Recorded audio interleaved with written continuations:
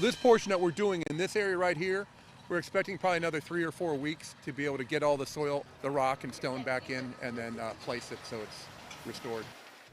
Tomorrow marks 1 year since 38 cars of a Norfolk Southern train derailed in East Palestine, Ohio, including 11 filled with hazardous materials.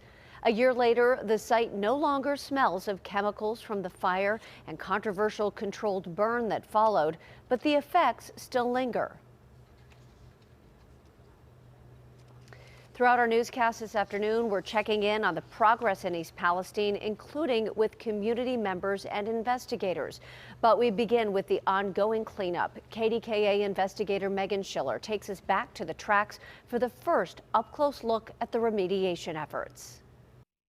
Nearly 1 year has gone by and Norfolk Southern crews are still busy working behind me. This is the remediation site and I'm standing in the spot that is the closest reporters have ever been able to get to the spot where the train derailed. It's quiet and cold on the streets of East Palestine, Ohio, until the ground rumbles. The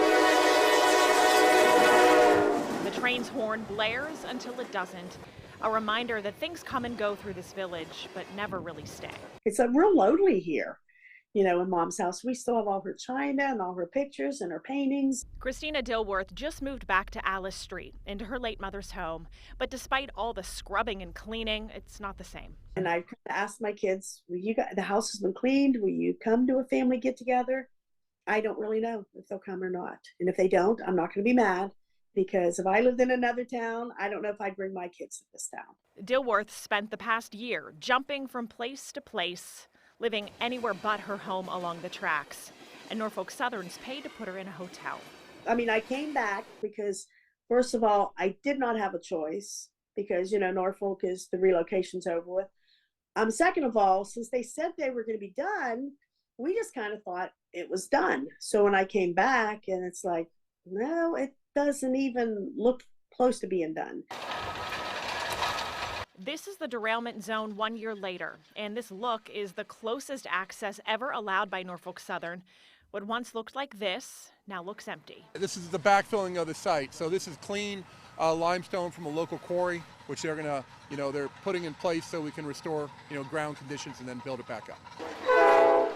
Chris Hunsicker tells us they finished excavating last October, hauling away more than 175,000 tons of contaminated soil. So that was shipped off to licensed, permitted landfills that can handle the impacted materials. The rail giant insists the area is safe, and this past October, the EPA agreed. Hunsicker's crews continue the work, wearing protective equipment like he's wearing today. Do you still have workers that wear respirators and masks? No, we haven't. So we haven't had any really significant air issues for months. Maybe during the initial derailment, we were monitoring the air, but there is all the impacted soils have been removed since the end of October. So you weren't wearing them even when they were removing the soil that happened? That's correct, because the monitoring we were doing was showing that there wasn't an exposure level that could have caused anyone a health risk. A creek that still shows signs of pollution runs under homes through the center of East Palestine. The EPA says 66% of the observed areas of Sulphur Run still show oily sheen. And these signs warn residents to stay away since cleanup work's still ongoing.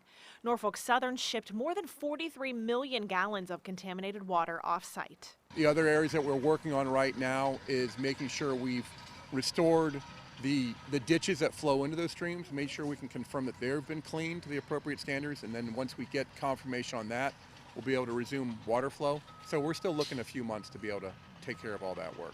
Despite saying everything is safe, the EPA says it will continue groundwater monitoring and soil sampling, recently cleaning out 4 of the 5 underground culverts in town.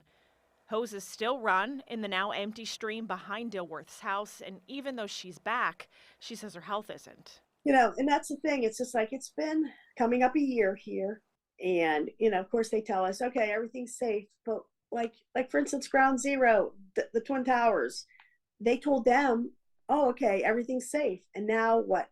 20 years later, people are getting respiratory, cancer, all kinds of illnesses are popping up.